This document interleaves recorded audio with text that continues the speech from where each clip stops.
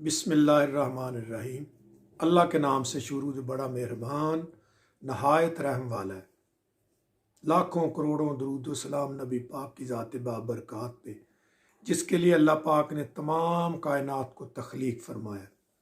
आज मैं जो मौजू आपसे शेयर करने जा रहा हूँ वो थोड़ा सा समझे तो दीनी भी है, दुनियावी भी है, दोनों चीज़ें हैं कि हुक्मरान की नीयत और उसके करदार से उसके मुल्क पे, उसकी पब्लिक पे, उसका अदारों पे असर होता है, बरकत पड़ती है या बेबरकती होती है। जो हुक्मरान है उसके करदार से, इसके ऊपर एक दो बात करके मैं तो ख़त्म कर दूंगा। तो ये बहुत बात होती है नीयत के ऊपर। मुल्क में बरकत भी होती है, अगर अदारे का सरबराह ईमानदार है तो उसकी अदारे पे बरकत होती है। मुल्क का हुक्मरान सरबराह जो है वो ईमानदार है, अच्छा है, करदार वाला, तो उसकी बरकत भी होती है, मनुसियत भी होती है। जैसा करदार वैसा ही फिर आगे असर भी होता है। तो सबसे पहले मैं एक वाकया कोट करूंगा कि एक वक्त था कि इराक में एक बड़ा सरसब्ज बाग था। तो उस वक्त तो छोटी छोटी रियासतें होती थी, छोटे छोटे यूनिट होते थे हुकूमतों के, वसी और ईद मुल्क नहीं होते थे। तो वो जो उस एरिए का अमीर था ना, जैसे यहाँ हमारे मुल्क में गवर्नर होता है, तो अरब मुल्कों में अमीर कहते हैं। अगर शहर का अमीर है तो समझो शहर का अमीर है, अगर मुल्क का अमीर है तो समझो मुल्क का बादशाह है। वो शहर का गवर्नर है, बादशाह, ऐसे सिस्टम उनका एक होता है। तो वो जो शहर का अमीर था ना, वो बाग में आया। तो वो तो देहाती था, उसको नहीं पता था ये कौन है ये कौन नहीं। तो उस वक्त बड़ी सादगी होती थी। तो वो बाग में आया तो उसने कहा कि भाई बाग का मालिक कौन? उसने कहा कि मैं हूँ। उसने कहा कि अच्छा हमें ये जूस पिलाओ, यानी माल्टों का बाग था, ऑरेंज का। उसने कहा कि हमें ये जूस पिलाओ। तो उसने 2 माल्टे ना तोड़ के लाया, तो उसका जूस निकाला तो 2 गिलास भर गए। एक उसने पी लिया जो अमीर था, और एक साथ में जो उसके वजीर था या उसका जो बॉडीगार्ड था या जो भी था, वो उसने पी लिया 2। तो वो चला गया, किसी काम जा रहा था, वो चला गया। तो रात को जब वजीर के साथ बैठा ना, तो उसने कहा कि यार इतना ये फल देने वाला बाग है, इतनी इसकी आमदन होगी, इस पे हम टैक्स क्यों ना लगाए? तो वह बातचीत ऐसे टैक्स के ऊपर करते रहे, तो बाग देख के बर्दाश्त ना कर सका। तो वो उसने अभी सोच विचार करना था भी चलो जाके अपने घर तो कोई मैं फैसला करूंगा। तो वापसी जब आया तो वहाँ पे फिर रुका, तो उसको कहा कि भाई हमें 2 गिलास जूस पिला दो। तो फिर वो 4 माल्टे तोड़ के लाया। उसने जब 2 माल्टों का जूस निकाला तो वो आधे आधे गिलास भरे, तो आधे आधे खाली थे। तो उसने दूसरे भी 2 निचोड़े और पूरा जूस 2 गिलास बना।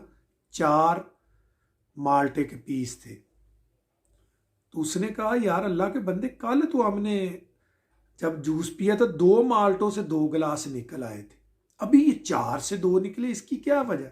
वो कहने लगा जी कल तक बादशाह ईमानदार था, उसकी नीयत अच्छी थी। आज रात को पता नहीं क्या हुआ, उसकी नीयत कुछ खराब हो गई किसी मामले में, इसलिए उसका असर जो है ये पड़ा है कि माल्टे 2 से 4 माल्टों से ये 2 गिलास भरे। ये बादशाह की नीयत में फतूर आ गया। तो वो तो खुद वही अमीर था, यानी बादशाह था।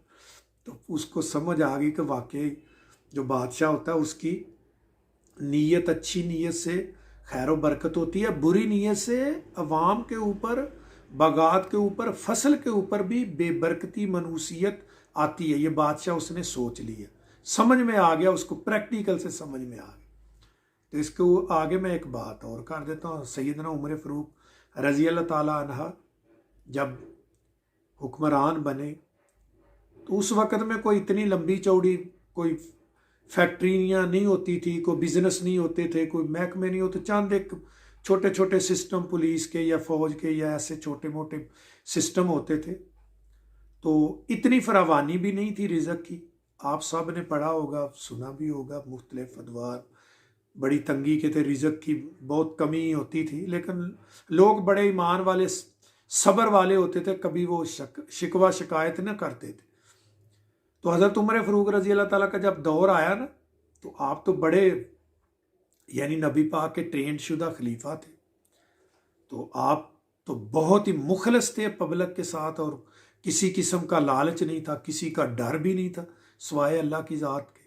तो आप तो बहुत अच्छे नाइस लोग थे, बड़े बाबरकत लोग थे।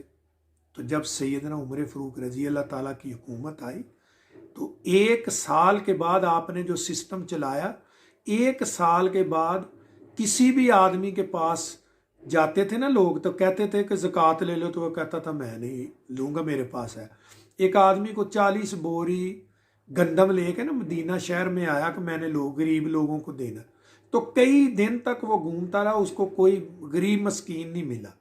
जिसको कहे वो कहे मेरे पास 6 महीने का राशन पानी है, भाई मैं क्या करूँगा लेके, मुझे नहीं ज़रूरत।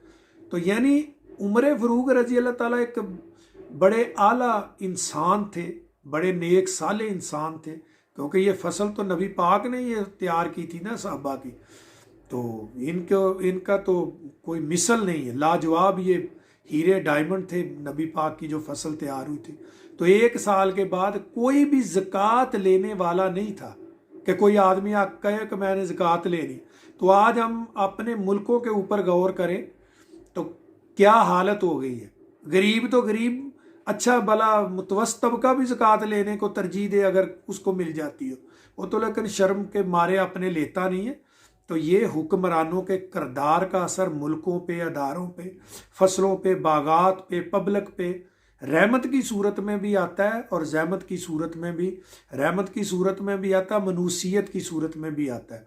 तो कुछ हमारे लोगों के भी अपने भी किरदार है, कुछ ये हुक्मरानों के भी अच्छे किरदार नहीं है, जिसकी वजह से मुश्किलात हो रहे। अपने आप को बदले ताकि अल्लाह पाक आपको अच्छे हुक्मरान अता कर दे।